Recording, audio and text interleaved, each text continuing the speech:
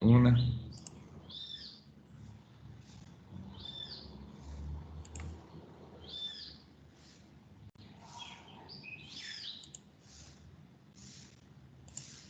Listo, ahí la ven, una sola, ¿no? Sí, doctor. Bueno, vamos a empezar el examen neurológico. Ya saben que las primeras diapositivas las vamos a hablar todos y ya más adelante pues vamos a trabajarla inicialmente, después vendría el grupo 1642 y así sucesivamente. Entonces, hablando del examen neurológico y con respecto a la historia clínica neurológica, como todas las historias clínicas comienza con el interrogatorio. Generalmente, acuérdense que el paciente con una historia clínica neurológica, los síntomas pueden ser subjetivos, porque yo no los puedo medir en paciente, por ejemplo, la cefalea, mientras que hay otros síntomas que sí son objetivos y que yo los podría medir en el caso que el paciente tenga mareo, que yo vea que se está tambaleando, o un paciente que tenga una parálisis. Entonces habría que tener en cuenta cuáles síntomas son subjetivos y cuáles son, en este caso, objetivos, que en el examen físico más que todo los signos son los que son objetivos, y yo miraría las características clínicas del paciente. Y también se podría utilizar los exámenes instrumentales en algunos pacientes para hacer la evaluación de, por ejemplo, de los pares craneales. Se utilizan instrumentos, como vamos a ver más adelante, para la evaluación de los pares. Acuérdense que como todos los sistemas, aquí también el interrogatorio es muy importante. Vuelvo e insisto, tiempo o inicio puede indicar el posible diagnóstico. Estar muy conectado con el tiempo de inicio y el resto de síntomas. ¿Cuáles síntomas empezaron primero? ¿Cuáles se fueron agregando y en qué tiempo?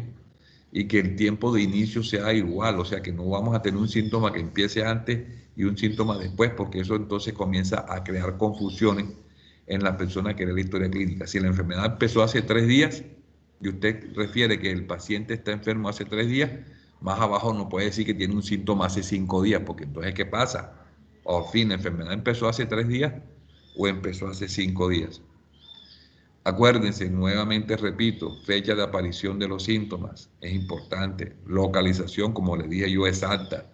Intensidad en la escala, si es por ejemplo dolor. Lo único que nosotros definimos en intensidad de 1 a 10 es dolor.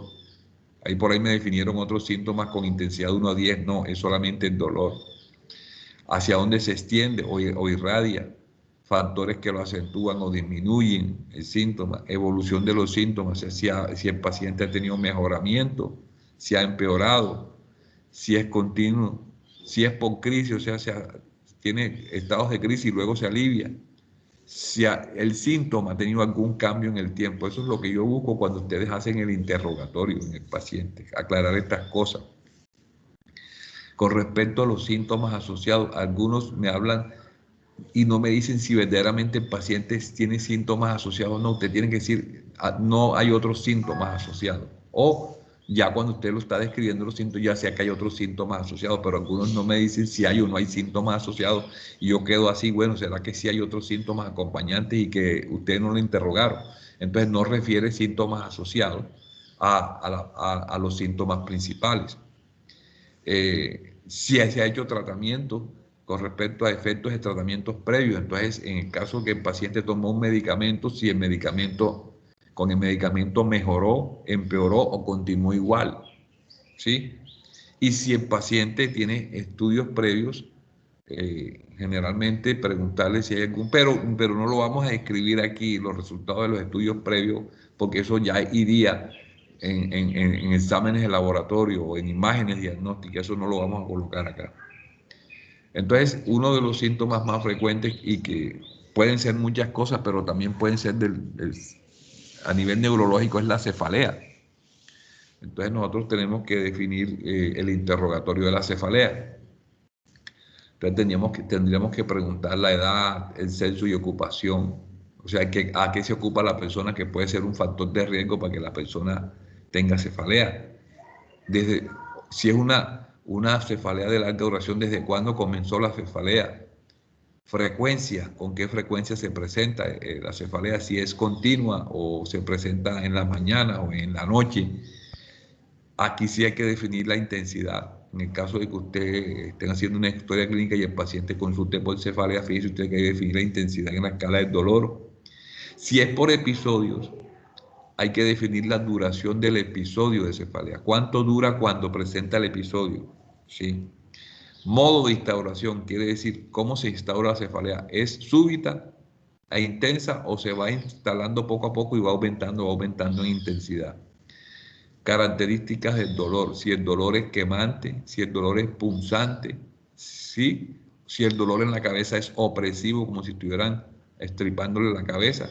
Entonces, eso es las características. Localización, si bien es cierto está en la cabeza, hay que definir exactamente en qué sitio, si es en qué región, occipital, frontal, parietal, ¿sí? Es el dolor. Factores que lo modulan, o sea, factores que aumentan el dolor o factores que lo disminuyen.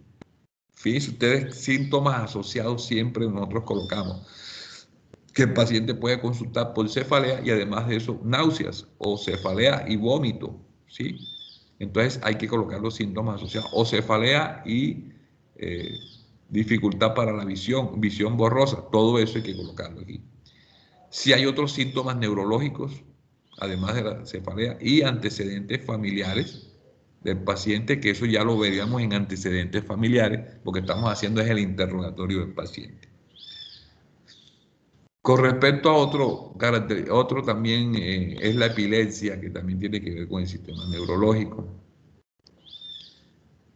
Entonces, ¿qué es lo que se busca? Pues, si un paciente consulta porque ha convulsionado, pues ya el paciente está consciente y todo, pero el paciente llega porque él dice que presentó una convulsión.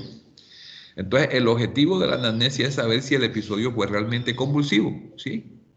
¿Sí? O sea, que esas preguntas se deben de orientar hacia los síntomas que ocurrieron antes, durante y después del episodio. Entonces, la persona llega, no, porque yo convulsioné.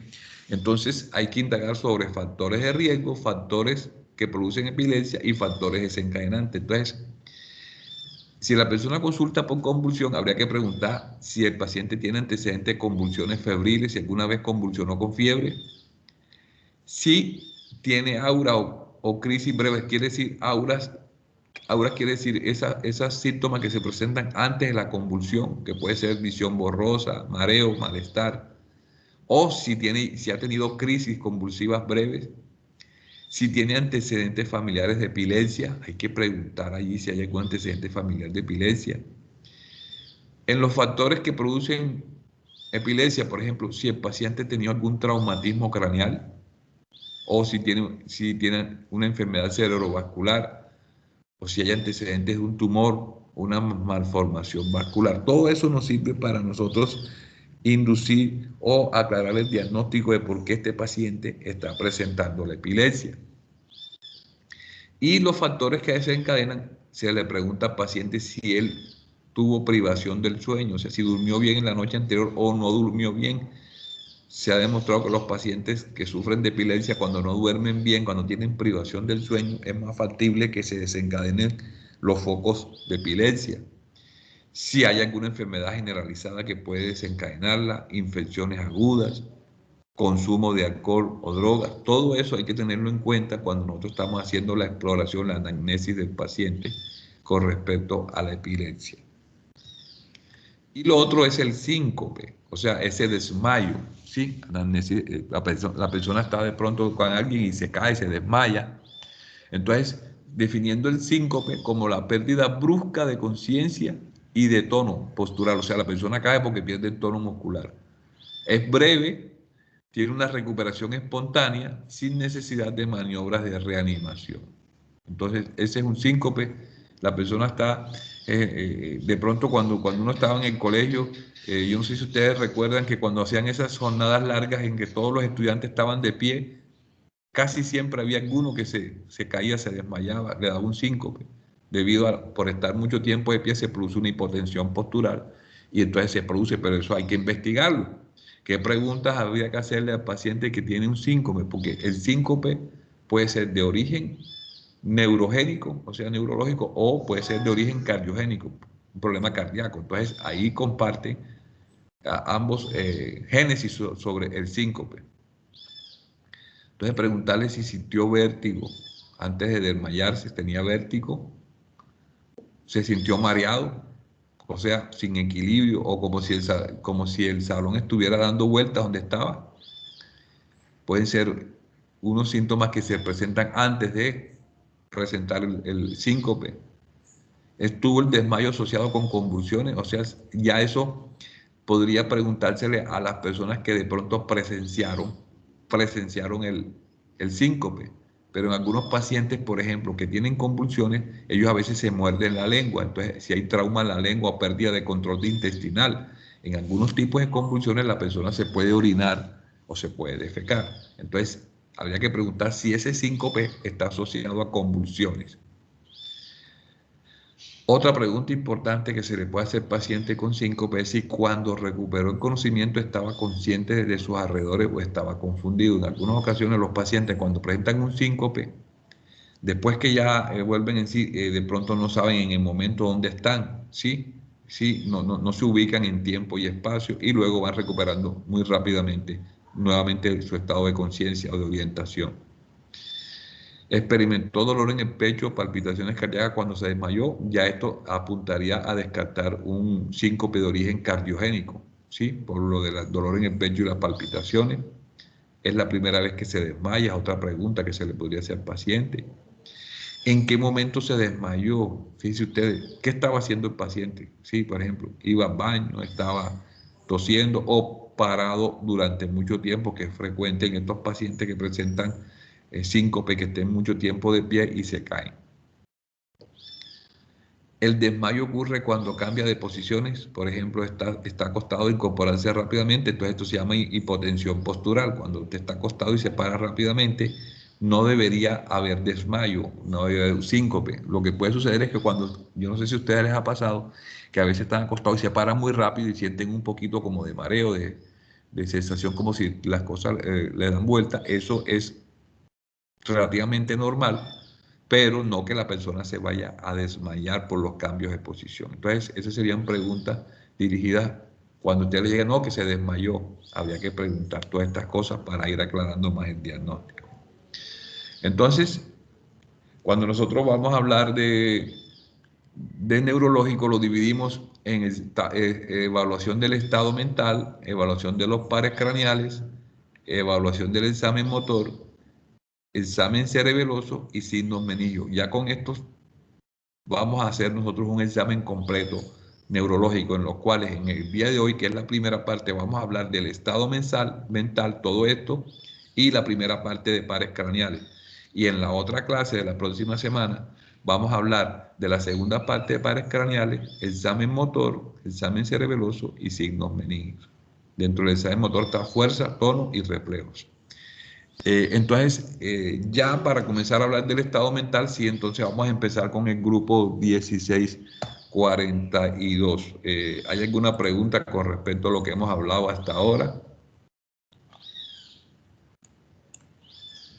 Jóvenes, No, señor. No, doctor. está todo claro, ¿verdad?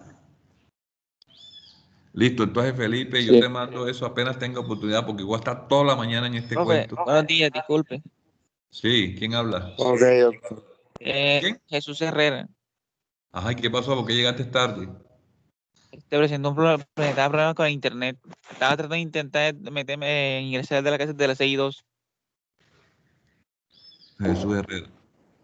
Profe Listo. Martínez Borja Laura, también. Laura, profesor, ¿qué? Laura me escribió, Laura Muñoz, Ajá. dice que ella está en la clase, pero no, o sea, intentó decir presente, pero en Valledupar está lloviendo y no le sirve casi el internet. ¿Quién más? Martínez Borja. Martínez Borja. Ajá, listo, Martínez. Gracias. Bueno, de todos modos yo no entiendo, apenas hay 62 y son 68 y aquí faltan. Daniel Ramos no contestó.